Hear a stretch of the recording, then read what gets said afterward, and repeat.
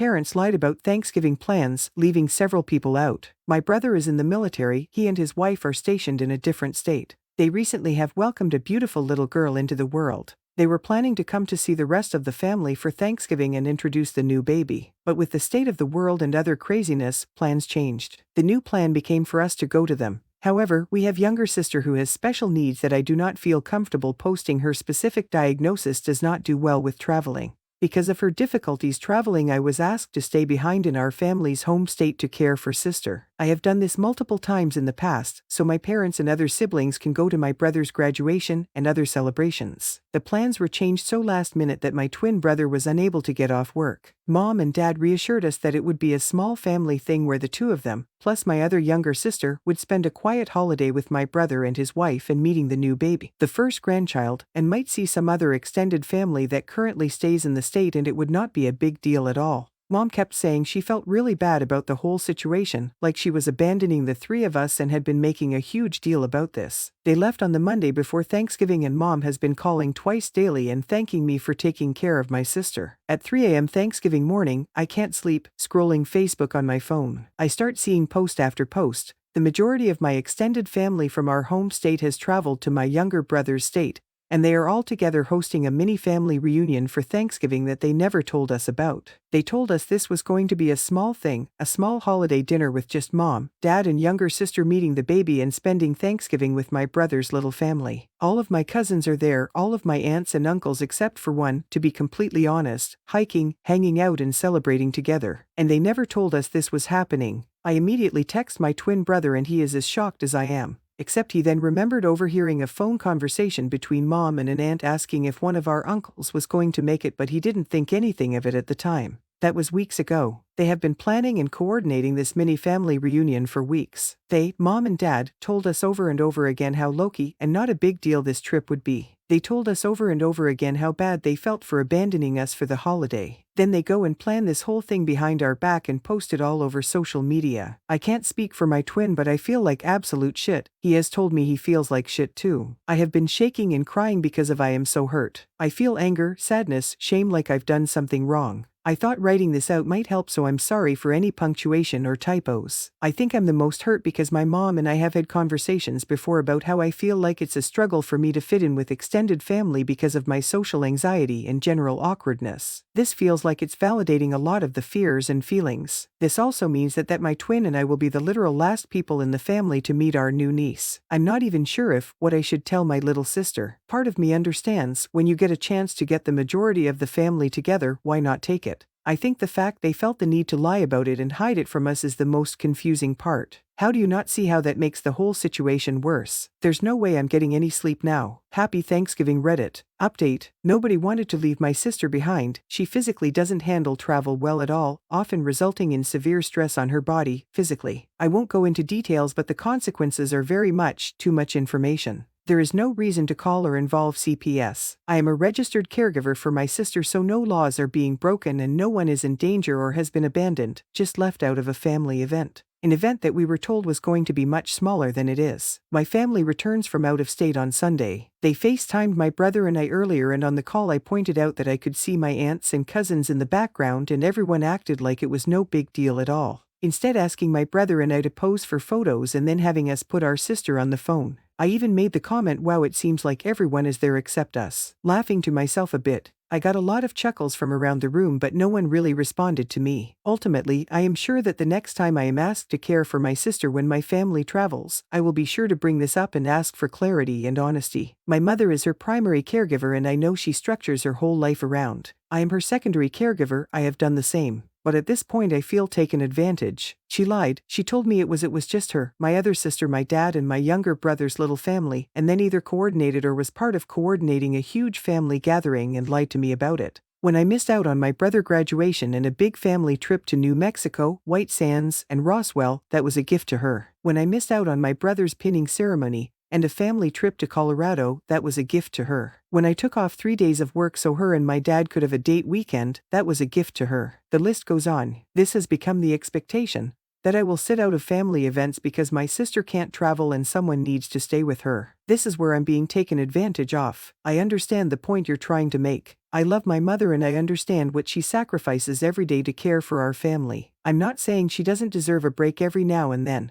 But I also don't deserve to be excluded from family events consistently because I'm the only person she feels is reliable enough to care for my sister in her place. Guest stole our Thanksgiving turkey. I'm confused and frustrated and need to vent. We hosted Thanksgiving this year, husband and I, our 2 kids, husband's siblings and nieces and nephews, and most importantly, husband's gravely ill mother. We're all at peace that this Thanksgiving and Christmas will probably be our last holidays together. It's been emotional and exhausting, but we really wanted to make a memorable day that everyone would enjoy. Our daughter Mary is visiting from college, and one day before she flew in, she says her boyfriend Chris is actually flying to our city to visit friends over the break. Mary asked if he could come over for Thanksgiving. We've never met Chris before, but to be honest, we're not wild about him. As soon as Mary started dating him, we started seeing some worrying changes in her. Our son, who is just a couple years older, confided in us that Mary is getting into the party scene largely because of Chris. We've tried gently bringing up our concerns with Mary, but she shuts it down and has started to pull away from us. So because we didn't want to alienate her, we said Chris could visit, but they'd need to stay in separate rooms. She said that won't matter because he booked a hotel room and she'll be staying there with him the whole weekend. Okay. Cut to Thanksgiving and Mary and Chris arrive. He's not the greatest. He makes a couple rude, snide remarks throughout the visit, and hits the alcohol way harder than is appropriate. My family was in a very earnest mood, if that makes sense. Lots of emotion, and he was just dismissive and flippant and cast a shadow on everything. At one point, everyone started telling stories about their favorite holidays at mother-in-law's house when she would go all out for family parties. My husband and I stopped working in the kitchen to join the conversation. When we go back to the kitchen after maybe half an hour, I went to check the turkey in the oven, and it was gone. Completely missing. I asked my husband if he did something with the turkey, and he was just as confused as I was. We looked all over the kitchen and house and couldn't find it. We go out to the living room and ask everyone if they know what happened to the turkey, and no one knows what we're talking about. At this point I realize Chris isn't around. I pull Mary to the side and ask where he is, because I don't want to jump to conclusions and make accusations. She said he had to leave to go meet up with friends. I asked her to text him and ask if her knows what happened to the turkey, and Mary kind of rolled her eyes. At this point it's dawning on me that Chris probably stole the turkey and left out the back door while we were sharing stories with mother-in-law, but I'm just so confused why anyone would do something like that.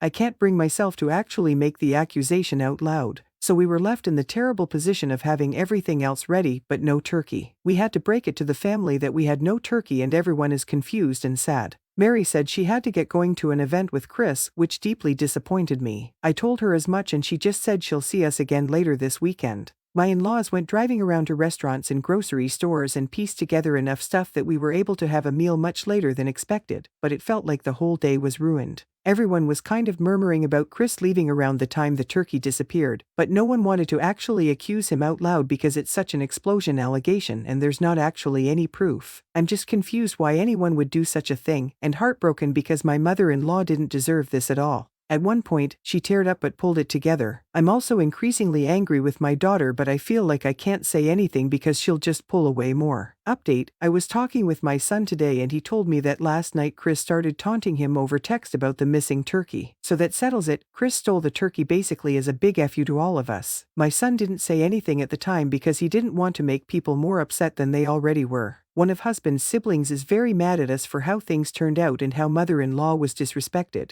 Sibling is not talking with us right now. I've tried calling and texting Mary, but she is so far ignoring me. That's all I have to say about this. From the comments: but the turkey was almost ready, yay. That's hot and heavy. How the hell did he get away with no mess or a line of turkey juice? I'm not defending Chris, but this sounds like a paranormal event. I mean, really, what do you think he did? Hop the fence with the bird? That's why I haven't formally said anything, because it doesn't make sense how he could steal a hot turkey. Update 2. Hi everyone, this incident has been on my family's mind this week and my son encouraged me to write an update. Last year, I hoped to talk with Mary in person about what Chris did, but she blew me off and didn't visit home for the rest of Thanksgiving weekend. We spoke briefly on the phone a few days later, but she denied that Chris stole our turkey, even though Chris taunted my son about it, basically admitting what he did. Unfortunately, my AmITheA passed away about 2 weeks after Thanksgiving. The ripple effects were profound. Our family expected her to live through Christmas, so it was very difficult to lose what we thought would be her last holiday. And it was even more bitter that the Thanksgiving that was her actual last holiday was ruined by Chris and his incomprehensible theft.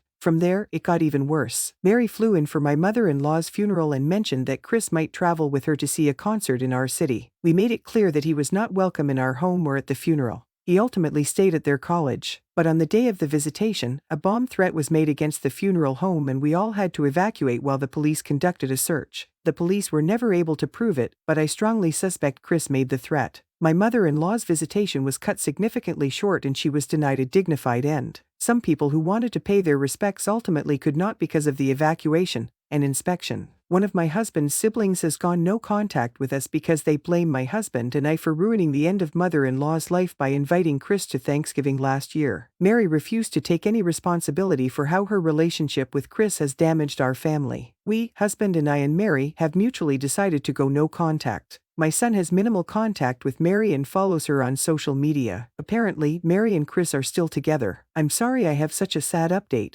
but my family and I are very grateful for all the support we received last year.